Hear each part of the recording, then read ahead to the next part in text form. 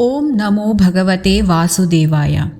In this chapter, Suta Pauranika gave a break to the story of Parikshit and starts with the story of Vidura's comeback, a little story of his past life and how he was finally able to change Dhritarashtra's mind towards Vairagya.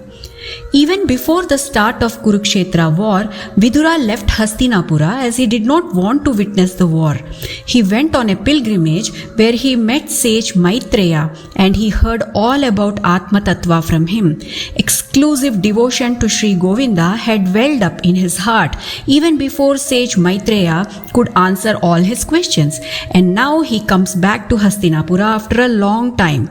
All the people in Hastinapura welcomed Vidura. Pandavas, Dhritarashtra, Gandhari, Kunti, Draupadi, Subhadra, Uttara and relatives went in great joy to meet him. After finishing his meal and comfortably seated, King Yudhishthira addressed him with humility and said, "We were brought up under your protective wings. Do you remember us, O uncle? We were protected by you from the host of calamities like poisoning and fire. Please tell us about your pilgrimage. What places did you visit? Devotees like you, by the presence of Lord Vishnu in your heart, it is by your visit to these places that those holy places themselves are getting purified." Then he asked, "Dear uncle, how are our friends and relatives? Are the Yadavas doing well in Dwaraka? Did you happen to see or even hear of them?" Vidura narrated everything about his pilgrimage, but omitting the Yadukula Nasham, that is destruction of Yadava race. Compassionate by nature, he would not be able to see them in sorrow. So he did not break to them that unpleasant news. Vidura stayed there in Hastinapura comfortably for some time. So here Suta tells us now about Vidura that he was actually Yama, the god of death, who has been born as Vidura due to a curse. Once there was a sage called Mandavya who was doing a penance at his hermitage. Few robbers came running that way. The king's soldier who followed these robbers saw them hiding in his hermitage.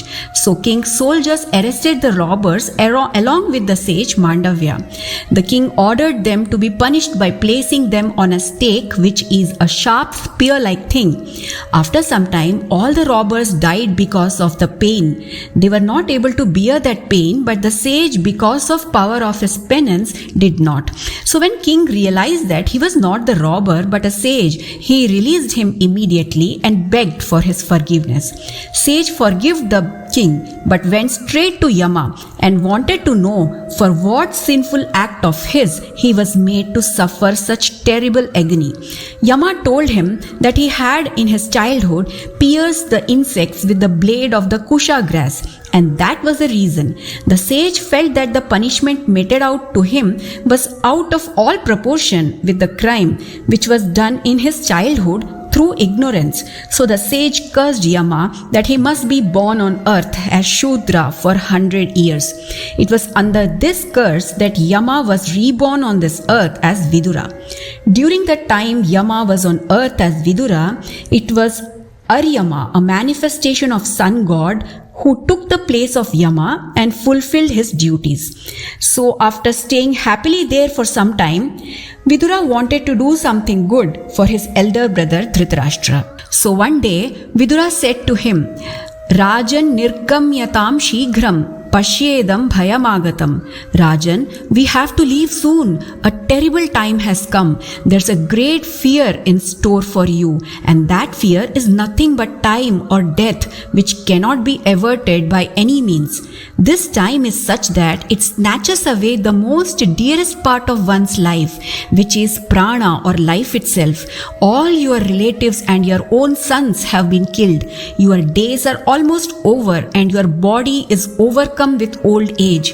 And what is worst, you are living under the roof of your enemy, King Yudhishthira, who was your mortal enemy till yesterday.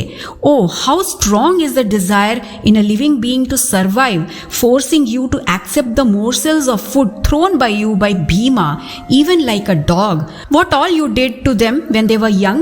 You set their house on fire. You tried to kill them by giving them poison. Your sons tried to humiliate their wife. You took away all their possessions. What do you expect to achieve through a life depending on the goodwill of those same people? How foolish that you still desire to live. Even if you want to live, your age-worn body will however leave you. Therefore, free from worldly attachment and shaking off all the bondage, he who drops this body, which is no longer of any use to him, away from his kith and kin, he alone can be called as wise.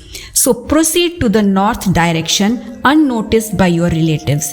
Thus instructed by Vidura, Dhritarashtra had his mind's eye opened. He departed, Vidura himself acting as a guide. And Gandhari also, being a great tapasvini and a pativrata, she also followed him in his journey. Next day, when Yudhishthira, after doing his morning prayers, entered their room for his daily salutations to his elders, but failed to see all three of them, asked Sanjaya, worried and distressed at the loss of his near and dear ones, maybe that he has thrown himself into Ganga. Where could they have gone from here? At that time, sage Narada, he appeared there and told Yudhishthira, O king, grieve not for anybody, for the world is under control of God. It is He who unites and He again who parts living beings from one another. So, O Yudhishthira, shake off the uneasiness of mind as to how your uncle and aunt will stay without you, helpless as they are. Because the person who is caught in the jaws of the serpent called time, how can he save another person? We all are caught in the jaws of serpent, and to think that we can protect someone else is mere ignorance. The Supreme Lord in the form of time, he has only incarnated as Lord Krishna. The work of gods has now been accomplished and the Lord awaits some more karyas to be finished, and till that time you all wait till the Lord is here. Dhritarashtra and Gandhari, along with Vidura, has gone to the hermitages of sage to the south of Himalayas in the place called Saptashrotas, where the Ganga splits herself into 7 streams to flow through 7 different channels. Bathing in the Saptasrota thrice a day and pouring oblations into the sacred fire, he, Dhritarashtra, is living on water alone, serene in mind and free from all cravings. Having controlled his senses and mind, he sits motionless now. Therefore, do not go in search of him. On the 5th day, O king, he will cast off his body, which will be consumed in the fire of his own Yogagni, and Gandhari also, she will enter that fire and she will end her life also. And witnessing this wonder with a mixed feeling of joy and grief, Vidura will go out on a pilgrimage to sacred places. Thus ends the 13th chapter of Book 1 of Srimad Bhagavatam. Hare Krishna.